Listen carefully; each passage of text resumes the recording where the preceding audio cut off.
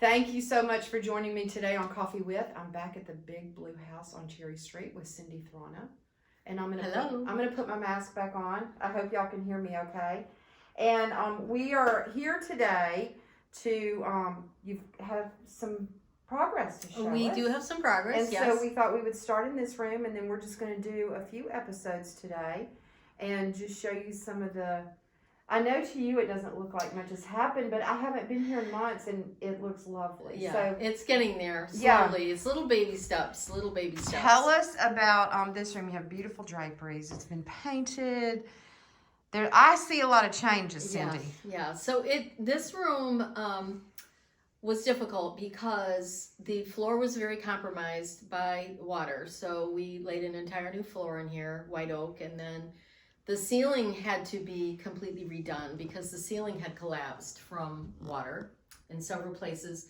And once this plaster that's indigenous is compromised, it just literally starts to fall down. There's nothing you can do to technically save it. So the ceiling came down, we put a vapor barrier up there, and then all new drywall. And you can't really tell the color on the camera, but it's this beautiful, soft, bluish, greenish. Bluish green. It's so pretty. I and a lot of my clients know this, and my friends, I do not believe in white ceilings. I think ceiling paint, ceiling white should be banned from the earth. I just found that it just makes rooms so much prettier to paint the ceilings. And a lot of times you can take the paint color you have and make it 50% lighter and put that on the ceiling and break it with your crown molding. And what happens is it actually lifts the room. Because when you see ceiling white, it just looks like dirty gray. So when you're waking up in the morning and you look up and you're like, oh, that looks like the sky. That looks so pretty. It's just so different. So, the room in the back has a pink ceiling. At my home in Rhode Island, I had a chocolate brown ceiling.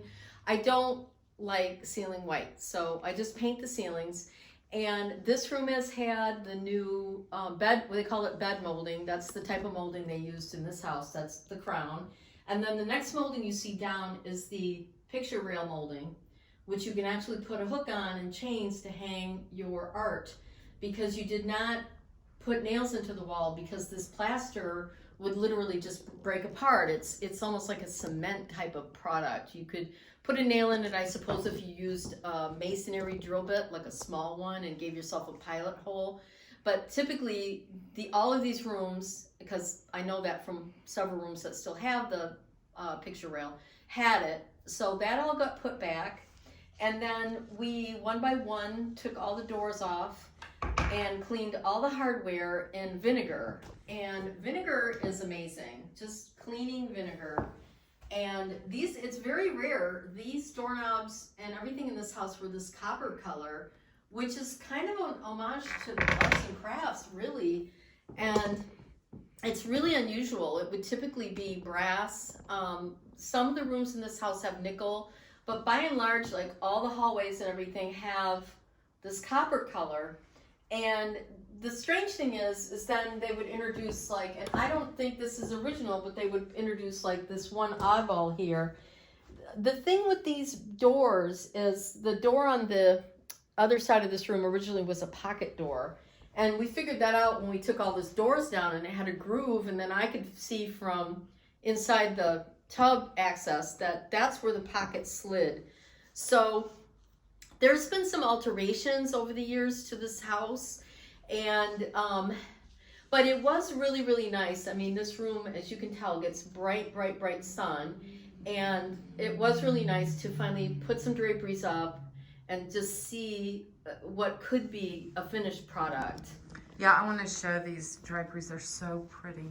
Now, did you make these or have these made? I had them made. There was a company in Rhode Island I worked with as a decorator called Decorators Sewing. They made these drapes and many of the drapes that I will be using in this house. Some of them have to be altered, but these I had specially made because it's 118 inches from the casing to the floor. So these draperies are actually 124 inches long to get them at least 4 to 5 inches over the picture rail because you really shouldn't hang, even though people do it all the time. You're really not supposed to put brackets or anything of any kind into your casings. Correct draperies hang above the casings, and you have the brackets at least 2.5, if not more, inches out, so that the fabric itself can do what they call stack back. And so these are just, there's no pleating to these. These are called a Euro panel. They just fold back on themselves, and there's just a pretty soft bluey green trim at the top. A Euro panel is the least expensive draper you can make, and I think it's wonderful because technically 2 widths of fabric at the 54-inch wide goods that are for draperies will cover a basic window or a slider with, you know, just 1 width, and then it stacks back. So it's a great thing, and it's you know, easy to do. Anybody with some basic sewing skills could obviously do it. The thing is, the longer these draperies get, you need long tables to table it. That's what they call, to make sure everything, the lining and everything stays together and everything's flat. So easier said than done. And so that is made by Decorating So Sewing. when I was here, I guess the first time, the ceiling was a mess. Yep. And actually this whole room was a mess. There'd been Yeah. a lot of water in here. So it's lovely. And I know you're not done, and I know this is not the rug that will stay in here, but oh, this is so pretty. Especially when I look up at the ceiling and down at this rug, and there's like that little blue. Yeah. And some of that ecru color. Yeah, the rug that actually belongs in here does have this same blue in it, and it has like a fleur-de-lis pattern. The tall post that's actually in the back room is moving into this room. When I bought this house, I planned different rooms by the rugs that I had and what could fit and the things that I owned. But this rug came from the Boston Design Center, and I could see the way it was rolled. It was starting to buckle, and it was starting to get, you're really not supposed to keep good rugs, you know, rolled, especially they weren't professionally rolled, for a long time. So I just wanted this out and flattened. And so there was a major buckle that had started in the wool. And so now, because of the humidity that is nice about Vicksburg, the rug has flattened out, and you know, it'll be ready to move to the back. But that room is not completely finished. We never got to the window surrounds or anything. So we're going to take the furniture out of that back bedroom this week, move it all into this room, make that a war zone again, try to finish that, and then we're going to move on. Well, everything looks great in here. Let's wrap up this episode, and we will continue on. Thank you so much.